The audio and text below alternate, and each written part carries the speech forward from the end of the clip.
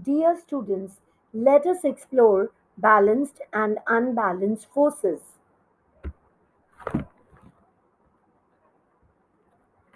From our experience, we know that sometimes more than one force can act on an object. The effect of all these forces on the object would be due to the net force acting on it. Let us understand how to calculate the net force when more than one force acts on a body. In case of unbalanced forces acting in the same direction, the net force is calculated by addition.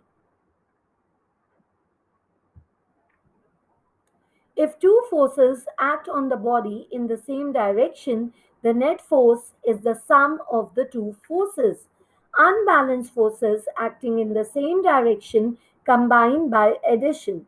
Dear students, in this figure we see a block kept on a surface.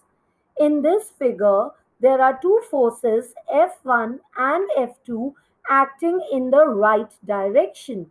So, this is an example of an unbalanced force, and the net force is calculated by adding the two forces. So, the net force is F1 plus F2, and it would act in the right direction. Dear children, unbalanced forces acting in opposite direction combine by subtraction. The net force is the difference between the two forces and is exerted in the direction of the larger force. In this figure, there is a block which is being pushed by force F1 in the right direction and by the force F2 in the left direction. So, in order to calculate the net force, what we do is subtract the two forces.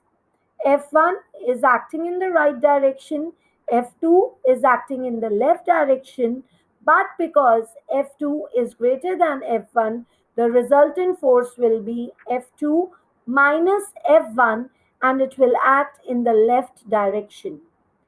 If F1 was acting towards left and F2 was acting towards right, the net force would again be F2 minus F1 because F2 is greater than F1, but this resultant force would act in the right direction. So the effect on the object depends on the net force acting on it.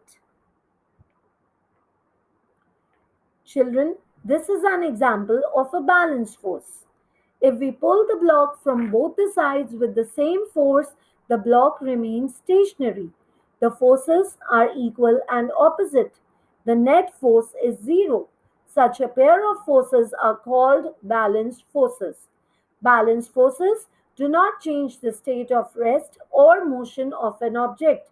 However, balanced forces can change the size and shape of the object. In this figure, this block is being pulled by forces F in both the directions. These forces F are equal and opposite in different directions.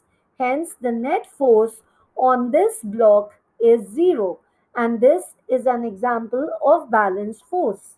Dear students, we thus conclude that equal and opposite forces, that is, balanced forces, do not change the state of rest or motion of object, however, they cause a change in the size and shape of the object. We also conclude that unequal or unbalanced forces may lead to a change in the state or rest or motion as well as change in size or shape of an object.